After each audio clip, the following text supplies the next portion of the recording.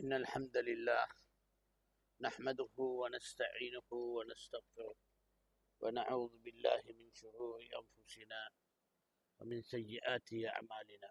من يهده الله فلا مضل له ومن يضلل فلا هادي له.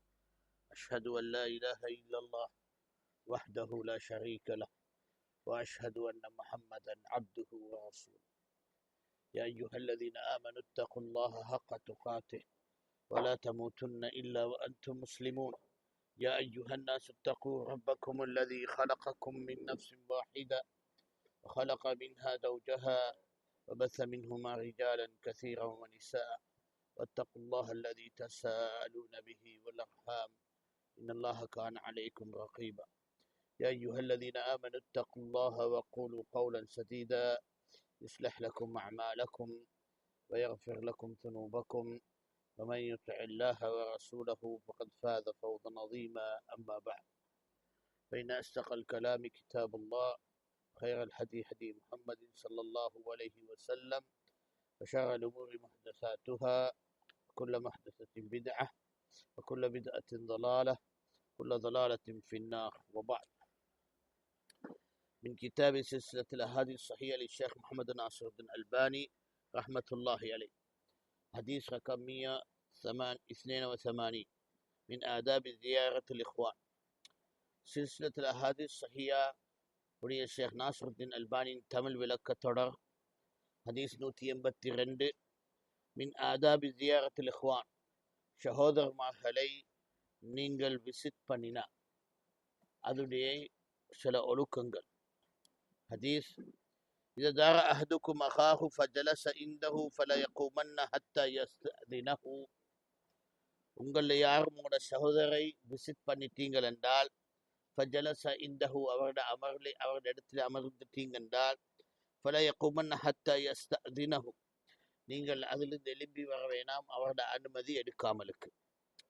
رواه أبو الشيخ في تاريخ أصبهان. حدثنا إسحاق بن محمد بن يحيى حدثنا إسحاق بن محمد بن حكيم قال حدثنا يحيى بن واقد قال حدثنا أبي غنية قال حدثنا أبي قال حدثنا جبلة بن سهيم عن ابن عمر قال قال النبي صلى الله عليه وسلم الحديث. قلت هذا سند صحيح رجاله كلهم ثقات معروفون.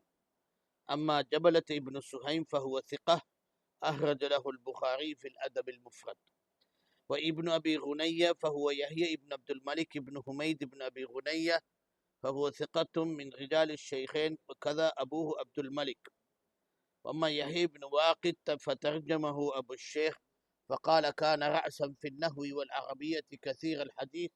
وقال إبراهيم بن أورمة يحيى من الثقات، وذكر أن مولده سنة 65 خلافة المهدي ومن حسان حديثه. قلت ثم ساق له 3 أحاديث، هذا أولها. وأما إسحاق ابن محمد بن حكيم فهو إسحاق بن محمد بن إبراهيم بن حكيم قال أبو الشيخ شيخ صدوق من أهل الأدب والمعرفة بالحديث، عنده كتب أبي عبيدة وعبد الرزاق كثير الحديث، كان صدوقا ثقة لا يحدث إلا من كتابه، توفي سنة 12 و300. قلت ومن العجائب أن هذا الحديث مما فات السيوطي في الجامع الكبير فلم يورده فيه، بينما هو ذكره في الجامع الصغير من رواية الديلمي عن ابن عمر فكأنه استدركه فيه، ولكنه فاته هذا المصدر العالي وهو تاريخ أصبهان، كما فات ذلك شارحه المناوي أيضا. قال معللا سند الديلمي وفيه من لا يعرف. قلت فإما أن يكون إسناد الديلمي غير إسناد بالشيخ، وإما أن يكون هو هذا ولكن خفي عليه بعض رواته لأنهم لم يترجموا في غير هذا الطريق، وهو الذي أرجه والله أعلم. ثم رأيت الحديث في الديلمي من طريق أخرى عن يحيى بن واقد به، لكن لم يتبين لي اسم الراوي عن يحيى من المصورة. وبالجملة فهذا الحديث من الفوائد العزيزة التي لا تراها في كتابه بهذا الإسناد والتحقيق، ولله الحمد وهو ولي التوفيق. وفي الحديث تنبيه على أدب رفيع، وهو أن الزائر لا ينبغي أن يقوم إلا بعد أن يستأذن المزور. قد أخل بهذا التوجيه النبوي الكريم كثير من الناس ببعض البلاد العربية، فتجدهم يخرجون من المجلس دون استئذان، وليس هذا فقط بدون سلام أيضا، وهذا مخالفة أخرى لأدب إسلام آخر أفاده الحديث الآتي. ஷேக் நாசருddin அல்பானி ரஹ்மத்துல்லாஹி அலைஹி உடைய சில்சிலா ஹதீஸ் உடைய வாசிப்பும் தமிழ் விளக்கமும். இன்றைக்கு எங்களோட தலைப்பு வருது பின் ஆதாபி ஜியாரத்துல் இஹ்வான். சகோதரமாரை நீங்க விசிட் பண்ண கொள்ள அதுல நடந்து கொள்ள வேண்டுமான சில ஒழுக்கங்கள்.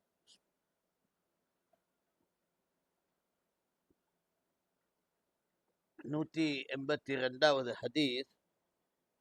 إذا زار أحدكم أخاه فجلس عنده فلا يقومن حتى يستأذنه.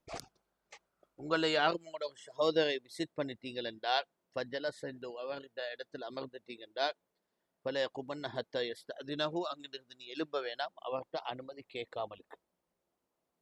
ராஹு அபு ஷேக் ஃபி தாரிஹ் அஸ்பஹான். அபு ஷேக் அல் அஸ்பஹானி அந்த இமாம்ட ஒரு கிதாப் இருக்கு, தாரிஹ் அஸ்பஹான் என்று. அது இஸ்னாத் ரீதியான கிதாப். அதுல அந்த அஸ்பஹான்ல வந்த உலமாக்களுடைய தர்ஜுமா வரலாறும் அவங்க அறிவித்த ஹதீஸலும் காணுவீங்க. حدثنا إسحاق بن محمد بن حكيم قال حدثنا يحيى بن واقد قال حدثنا ابن أبي غنية قال حدثنا أبي قال حدثنا جبلة بن الصحيب عن ابن عمر قال قال النبي صلى الله عليه وسلم فذكر الحديث. ها அங்கல எடுத்துட்டீங்களா?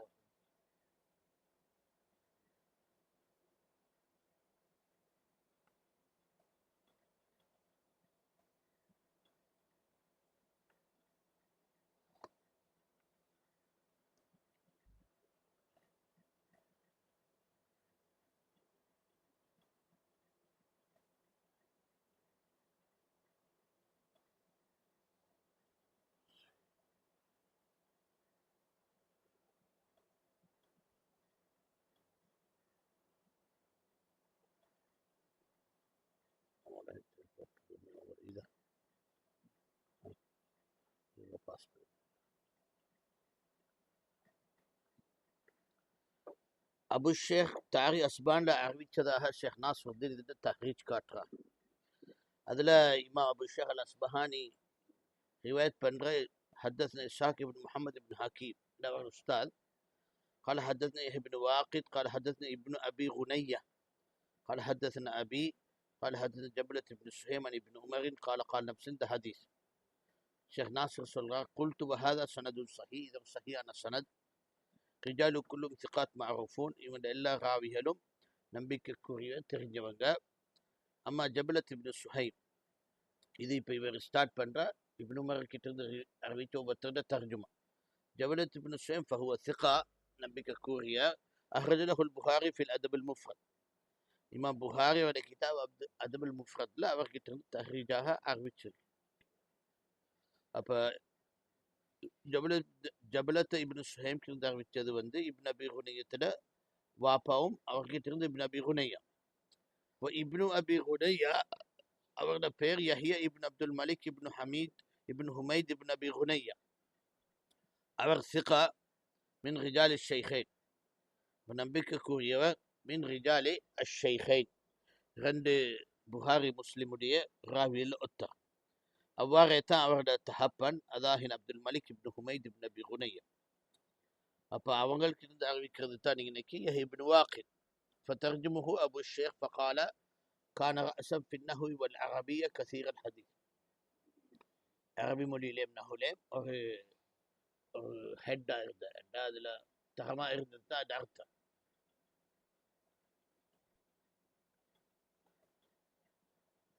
கசீருல் ஹதீஸ், அதிகமான ஹதீஸலை அறிவிப்பார். قال إبراهيم بن أورما சொன்னதாக யஹ்யா மின ஸிகாத். இந்த யஹ்யா இப்னு வாகித் நம்பிக்கைக்குரியதுல ஒத்தர்.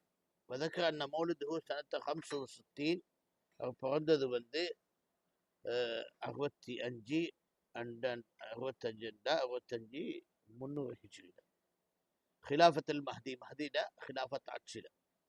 மின் ஹிசானி ஹதீஸ் அவரோட ஹசனான ஹதீஸ் எல்லாம் அன்று போட்டுட்டு குல்து சும்மா சாக்கலஹு தலாச ஹதீஸ் 3 ஹதீஸை கோட் பண்ணின ஹாதா அவ்வளோ இது முதல் ஹதீஸ். அதுக்கு பிறகு அன்னைக்கு ராவி வருது எங்களுக்கு சாக்கிப் முகமது இப்னு ஹக்கீம். அவர் வந்து சாக்கிப் முகமது இப்னு இப்ராஹிம் இப்னு ஹக்கீம் கால அபு ஷேக், இது அபு ஷேக் அல் அஸ்பஹானியே தாரிக் அஸ்பஹான்ல ரிவாயத் பண்ண வேண்டிய அவரே இதில் தர்ஜுமா போட்டிருக்கு. ஷேகுன் சுதூக்கும் மின் அஹ்லில் அதபி வல் மஅரிஃபத்தி பில் ஹதீஸ். சுதூக்கன்னா சிக்கக்கும் பார்க்க ஒரு தரம் குறைஞ்சது. மின் அஹ்லில் அதபி வல் மஅரிஃபத்தில் ஹதீஸ். அதப் என்ற அரபிக் லிட்ரேச்சர், அரபி இலக்கியத்தில் அதில் ஹதீஸ் கல்வியை தெரிஞ்சதுலே ஒரு மனிதன், ஒரு ஆலிம். இந்த குத்துப் அபி உபைதா அப்துல் ரஸாக். அபி உபைதா இப்னு சல்லாம் அது வந்து ஒரு குறிப்பிட்ட முஹத்திஸுன் தான், அரபில நல்ல தரமான ஒரு இமாம். அவருடைய கிதாபலும் அப்துல் ரஸாக் என்ற சன்ஆனி முசன்னஃப்ல ஒருத்தர். இந்த கிதாபல் அவர் திரிக்காம். கசீருல் ஹதீஸ் அதிகமான ஹதீஸ் வந்தவர். கான சுதூகன் சிகா நம்பிக்கைக்குரிய சிக்கவா இருந்தது. லா யுஹத்திஸு இல்லா மின் கிதாபி, அவருடைய கிதாபால தான் அவர் அறிவிப்பார். தூஃபிய சனத்து 12 و300 312 ஹிஜ்ரில மௌத்தாகினபடி. இதாகின ரிவாத் ரீதியான பேச்சுகள் ஷேக் நாஸ்ருதீன் அல்பானி. இதில் நாங்கள் காண்றோம் சில ராவியல் இருக்கு. இன்னைக்கு அபு ஷேக் அல் அஸ்பஹானிட கிதாபில் தான் இந்த தர்ஜுமா நடக்குது, மற்ற குத்துபுகள்லாம் நடக்குது இல்லை. அதுதான் ஷேக் அல்பானி எனக்கு சொல்ற பேச்சு வரும் இன்னைக்கு. قلت ومن العجائب أن هذا الحديث مما فات سيوطي في الجامع الكبير ولم يورده فيه. ஷேக் அல்பானி சொல்றது இந்த புதினங்கள் ஒன்று இந்த ஹதீஸ் சியூத்திக்கு மிஸ் ஆகின ஜாமில் கபீர் வலம் யூரிது ஃபி. ஜாமில் கபீர் இமாம் சியூத்தி அஜ்ஜாக்கள் இதில் எல்லாத்துல ஷேக்கத்தில் நிபந்தனை வச்ச இந்த பள்ளி இது மிஸ் ஆகினது. وبينما هو ذكره في الجامع الصغير, அது அப்புறம் ஜாமி சகீர் ஜியாதத்துன்னு மேல் அதிகமாக்கினார். இப்போ அதில் அதை மென்ஷன் பண்ணினா என்றாலும் மின் ரிவாத் தைலமி அல் ஃபிர்தௌஸ் அந்த கிதாப் இருக்கு. அந்த கிதாபால ரிவாத் பண்ண அன் இப்னு உமர் ரீதியாகத்தான். இப்போ கண்ணு இஸ்தித்ராக்கஹு ஃபீ, இஸ்தித்ராக் என்றதுன்னா அதை கமெண்ட் பண்ணாங்க, கிடைக்காதவங்களுக்கு கமெண்ட் பண்ணி போடு இஸ்தித்ராக் அடிக்கும். ولكنه فاتو هذا المسرد العالي, என்றாலும் இந்த உயர்ந்த தாரிக் அஸ்பஹானுடைய ரிஃபரன்ஸ் இவருக்கு மிஸ் ஆகும். தாரிக் அஸ்பஹான் சனது வந்து அதுக்கும் பார்க்க உயர்ந்த ஸ்னாத்.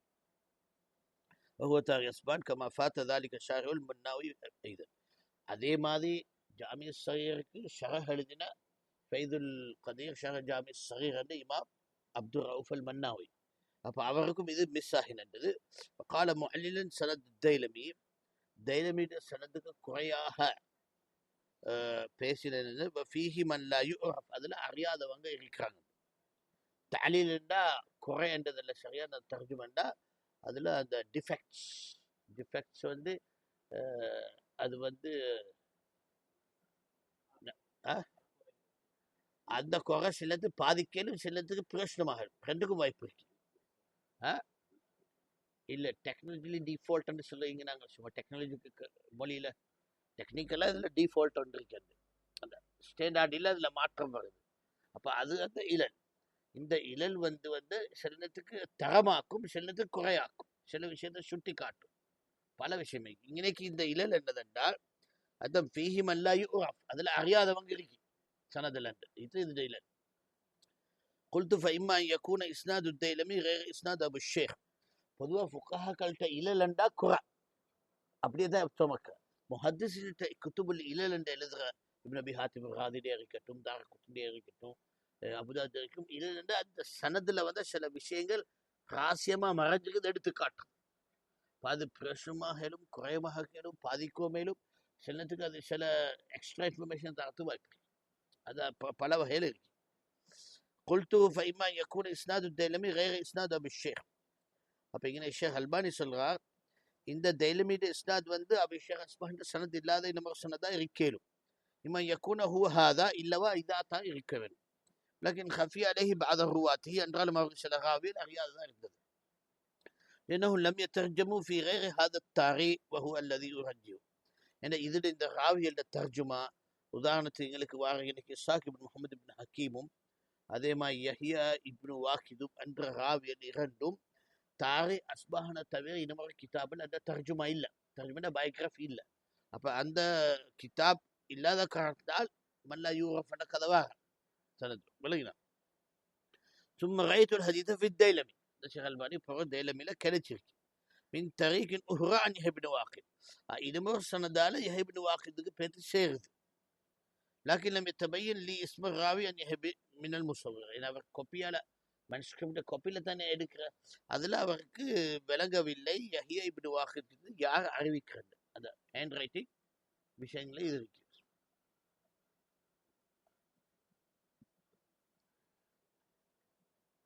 وبالجملة شركما فهذا الحديث من الفوائد العزيزة التي لا ترها في كتاب بهذا الإسناد والتحقيق. இது இந்த ஹதீஸ் ஒரு பிரஷ்னமான ஒரு ஃபவாயித் அசீஸா நல்ல பிரஷ்னமானதாக இருக்குது. இது மற்ற கிதாப் அல்ல, இந்த இஸ்னாடோட தஹீக் உங்களுக்கு காணாது. வலில்லாஹி அல்ஹம்து, அல்லாஹ்க்கு தான் எல்லா புகழும். வஹுவ வலியு தௌஃபீக், அவன் தான் பாக்கியமாக்குறதுக்கு சொந்தக்காரன். வபில் ஹதீஸ் தம்பி அலா அதபின் ரஃபி, இந்த ஹதீஸ்ல எங்களுக்கு சுட்டி காட்டுறது ஒரு உயர்ந்த ஒழுக்கம். வஹு அன்ன ஸாயிக லா யன்பகி அன் யகூம இல்லா பஅத யஸ்தஅதினல் மஸூர். அதெண்டா விசிட் பண்ணினவங்க அந்த இடத்தால எலும்பசடு விசிட் பண்ணின வீட்டாள இருந்து அனுமதி கேட்காம, அந்த ஒழுக்கத்தை இந்த ஹதீஸ் எங்களுக்கு படித்து தருது. وقد أخل بهذا التوجيه النبوي الكريم كثير من الناس في بعض البلاد العربية. இந்த ஒழுக்கங்கள் நபி ஸல்லல்லாஹு அலைஹி வஸல்லம் காட்டிய வழிமுறைகள் அதிகமான அரபி நாட்டில் இது குறையாக இருக்குது. அகலன்னா விட்டுட்டதா. என்ன அரபி நாட்டில் முக்கியமாக சுட்டு காட்டுறதா, அரபி நாட்டில் தான் பரம்பரையா இந்த பரம்பரை செய்வார் ரசூலோட வழிமுறையாக. இப்போ அதிலே விட்டுப்பட்டிருக்கு. இப்போ அரபி இல்லாத நாட்டில் இதுக்கு போகத்தான் இஸ்லாம் பேர் சேர வேணும், படிக்கணும், விளங்கணுமே. இது அவங்க படித்து விளங்கி பரம்பரை வந்ததை விட்டுப்பட்டிருக்கிறது இன்னைக்கு அரபி நாடுகள். இப்போ தஜிதுஹும் யஹ்ருஜூன மினல் மஜ்லிஸ் தூன இஸ்திதான். இங்கே காண்ற மக்கள் சபையில் அப்படி எழுப்பி போவாங்க அனுமதி இல்லாமல். வலை சாதா பக்தி இது மட்டுமல்ல, பல் பிதூனி சலாமுனை, இது சலாமும் சொல்லாமல் சும்மா எழுப்பி பேசிடுவாங்க. وهذا مخالفة أخرى لأدب إسلام آخر, அது இனமொரு இஸ்லாமி ஒழுக்கத்துக்கு முரணானது. فأفاده الحديث الآتي, இப்படி இந்த ஹதீஸ் 183 அந்த சப்ஜெக்ட் வருது. இப்போ இதுதான் இன்றைக்கு ஒரு ஹதீஸ். இந்த ஹதீஸ்ல எங்களுக்கு இன்னைக்கு முக்கியமாக கோட் பண்ண வேண்டுமான விளங்க வேண்டுமென்றா ஒரு ஹதீஸ் உள்ள ஒரு ஹதீஸும் இல்மு ரிஜால் ஒரு முக்கியமான கிதாப் தான் தாரிக் அஸ்பஹான். ராவிகள்ல மற்ற கிதாபுகள்ல பயோகிராஃபி விளக்கம் தொகுத்து படாதது உங்களுக்கு தாரிக் அஸ்பஹான்ல கிடைக்கும். அபு ஷஹல் அஸ்பானியோட கிதாப், அதாவது ஒரு கிதாப் முஸ்னத், சனதோட தொகுத்தப்பட்ட கிதாப். ராவிகள் ரீதியாக தொகுத்துருக்கி அவங்களோட பயோகிராஃபி எழுதிப்படுற, அதோட அவங்களோட ரிவாயத்தும் வர. அதே மாதிரி இதுல இங்கே கண்ட மாதிரி எங்களோட 2 ராவியாக சாக்கிப் முஹம்மது இப்னு ஹக்கீமும் இப்னு வாஹித் இந்த கிதாபை தவிர மற்ற குத்துபுகள்ல கிடைக்கல ரிவாயத்து தர்ஜுமா. இதுதான் மேன்லி நாங்கள் நினைக்கிறது. மற்றது சூத்தியுடைய இந்த தைலமிட கிதாபிட விஷயத்திலையும் மன்னாவி ஃபைதுல் கதீர் ஷரஹ் ஜாமி ஸகீர் அப்துல் ரஃப் மன்னாவிட கிதாபிட விஷயத்திலையும் அவர் சொன்னது. சுருக்கமாக ஹதீஸ் படிக்கிறதுல இப்படி ஒழுக்கங்களாக நபி ஸல்லல்லாஹு படித்துட்டாக நாங்கள் எங்களோட சபைகளை ஹயாத்தாக்க வேண்டும். அதிகமாக இப்போ எங்களோட நாட்டுகளில் பழக்கங்கள் இருக்கி, அது கவலையான விஷயம் என்றால் ஒழுக்கங்கள் என்றும் வழிமுறை என்றதும் அந்நியர்மார் அளவாக போட்டதை தான் மக்கள் சுமக்க பார்க்குறாங்க. எங்களோட மார்க்கம் அடிப்படையாக ஒழுக்கங்களும் வழிமுறைகளுக்கு காட்டி தந்திருக்கு. ஆடையிலிருந்து, பேச்சிலிருந்து, நடையிலிருந்து, சபையில குன்றது எல்லாத்தையும் படிச்சிருந்தது. அது அத்தனையே மறந்துட்டு இன்றைக்கு இந்த சமூகத்துல எது அவன் அளவுகோலா போட்டதோ அதைத்தான் இவங்க சுமக்க பார்க்குறாங்க. அவங்க அந்த சொல்றதுல எந்த ஆதாரமும் இல்லை. அந்த அதிகமான விஷயங்கள் ஒழுக்கத்துக்கு முரணாகவும் இருக்கும். இப்போ அதுல ஒன்று இது. இதே மாதிரி தான் பொதுவாக நாங்கள் சம்பந்தமாகிறது மனிதர்கள் அல்லாஹ் சுப்ஹானஹு வ ஆணுக்கு தாடி ஒன்று அந்த வயசுல வந்தா அதை வளர்க்கறது கடமை. ரசூலுல்லாஹ் சொன்ன ஹதீஸ்க்கு தக்க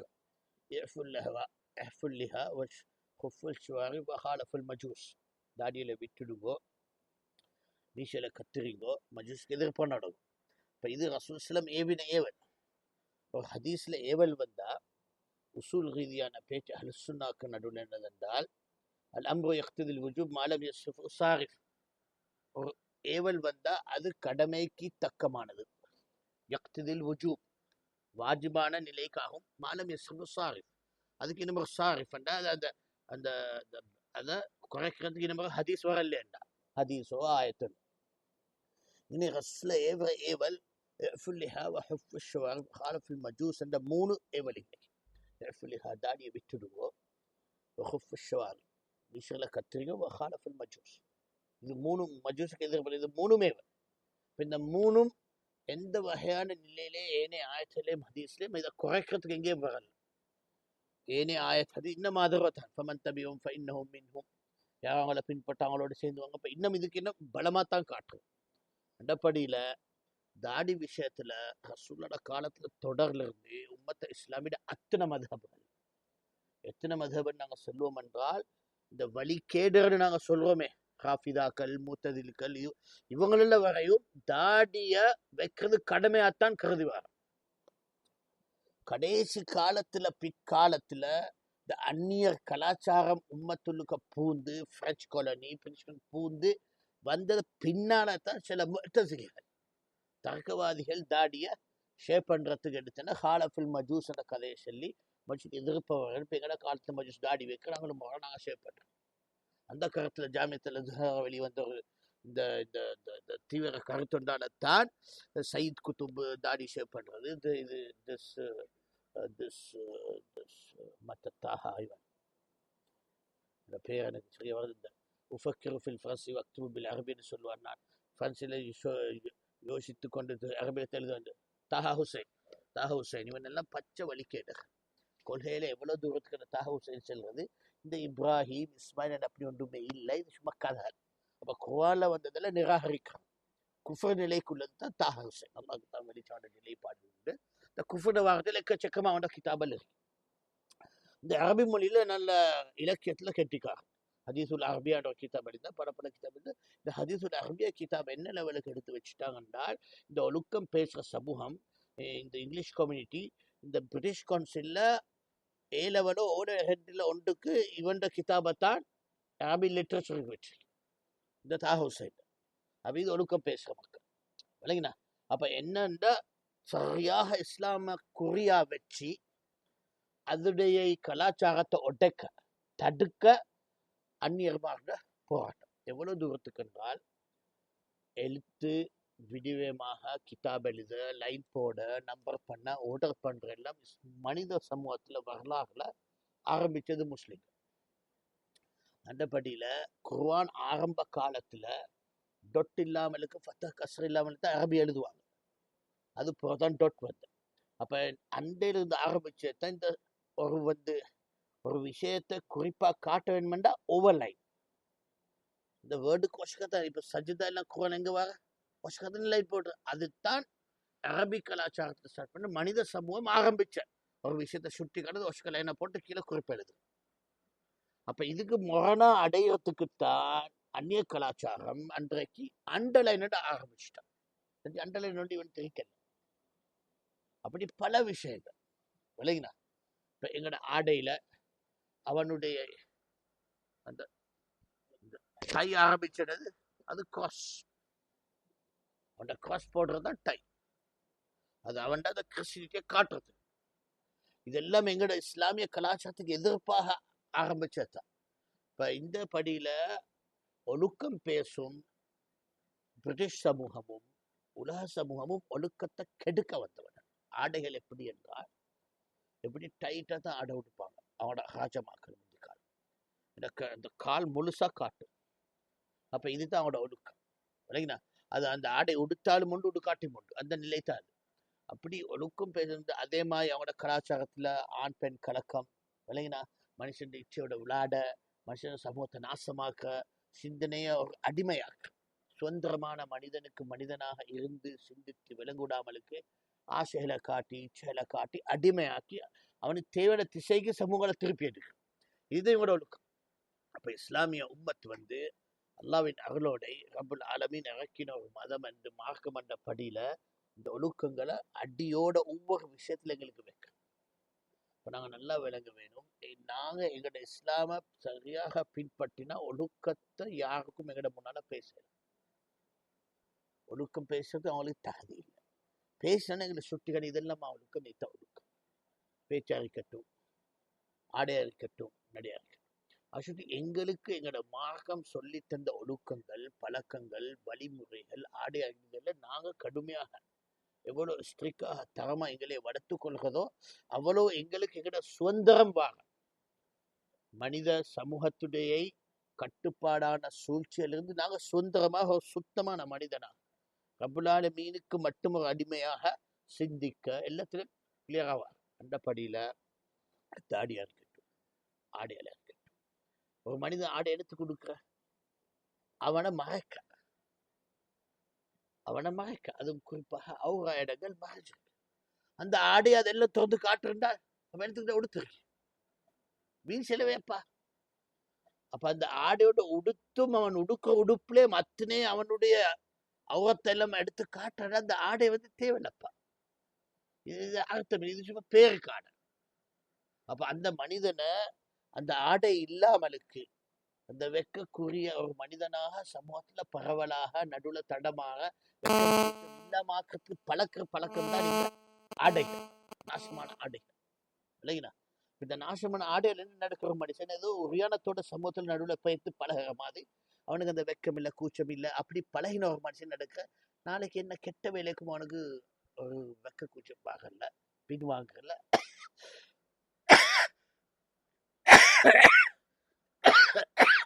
தன்னை சம்பந்தமாக்கி கொள்றான். ஒரு மனிதன் ஒழுக்கமான ஆடைகளை உடுத்து தன்னை தரமா வைக்கும் பொழுது எப்படி எங்களோட ஆடை எங்களால கலரும் எங்களுக்கு வெக்கம் வருமே, கூச்சம் வருமே, அது மாதிரி தான் இந்த ஒழுக்கமான ஆடை எங்களோட வெக்கம் கூச்சத்தை மறைக்க. அந்த வெக்கம் கூச்சத்துல நாங்க மறைச்சி எங்களை வளர்த்தாத்தான் கெட்ட விஷயமும் எங்களுக்கு வெக்க கூச்சம் வரும். கெட்ட பேச்சா இருக்கட்டும், கெட்ட நடையா இருக்கட்டும், கெட்ட விஷயம். இப்ப இந்த சமூகங்கள் நிலை என்னது, மனுஷனை வெக்க கூச்சத்தால கலட்டி எல்லா கெட்ட விஷயத்துக்கும் அவன் ஆளாக்க வேணும் ஆரம்பிக்கிறாங்க ஆடையில தான். இந்த ஆடைய அதுவும் அந்த வாலிபர வயசுல அந்த டிசைன் இந்த டிசைன் போட்டு அவனை பழக்கி எடுத்தா எங்க வளர்ந்துவாங்க அந்த புள்ள? வெக்க கூச்சம் இல்லாத புள்ளைய வளர்ந்துவாங்க.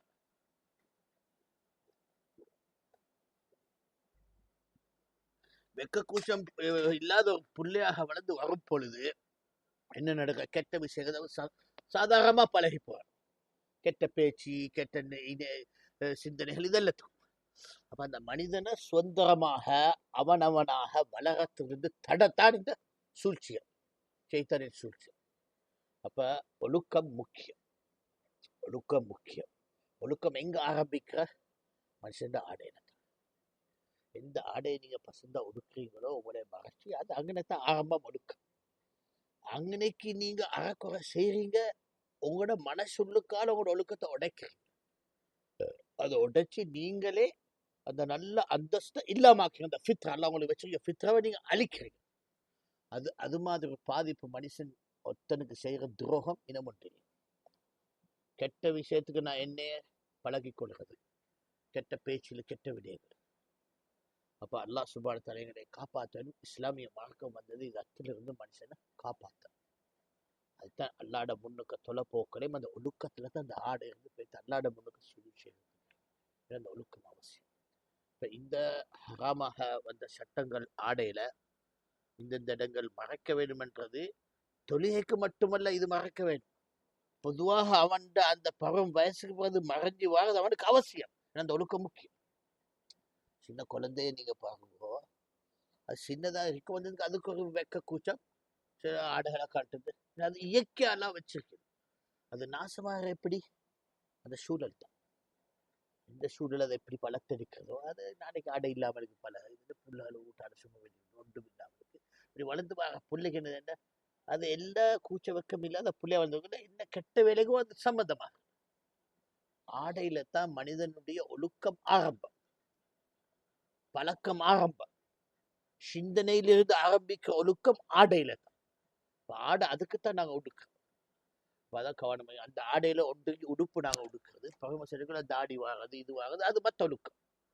அது எங்களையே தாடியே மிக தரமா வைக்கிறதுல இருந்து நாங்கள் எங்களையே காப்பாற்றிக் கொள்கிறோம். எங்களுடைய இச்சை ரீதியாக விஷயத்துல எங்களுடைய எதிரிகள் எங்களுடைய கவர்ச்சி பண்ணதுல நாங்கள் அதுக்கு கிட்ட எப்படியுமே ஒரு ஆணுக்கு பெண்ணில் ஒரு ஆசை வர்றது இயக்கம்.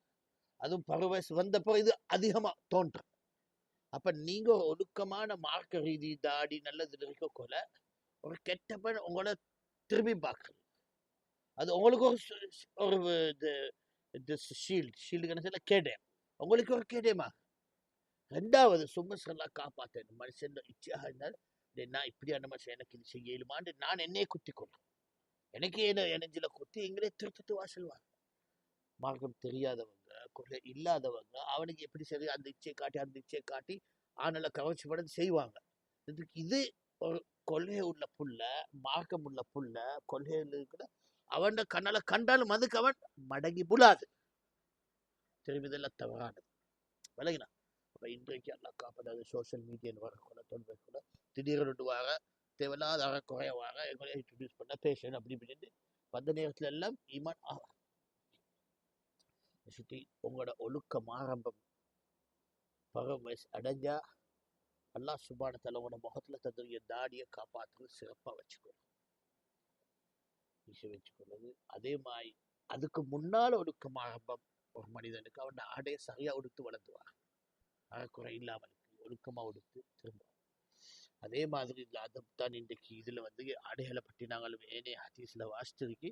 சில வரும் அந்த சப்ஜெக்ட் பேசப்பட்ட இன்னைக்கு இது மஜ்லிஸ்ல இருந்தா ஒரு ரூட்டுக்கு போனா அங்கே இருந்தா அந்த மனிதன் அனுமதி இல்லாமல் எலும்ப இதுதான் அதப்ட ஹதீஸெல்லாம் எனக்கும் உங்களுக்கும் இஸ்லாமிய அதப்களாக பின்பற்றி அந்த விஷயத்துக்கு ஒரு சமூகத்துல வளர்ச்சிக்கு பங்கை அல்லாஹ் எங்களுக்கு பாக்கியம் தர வேண்டும்.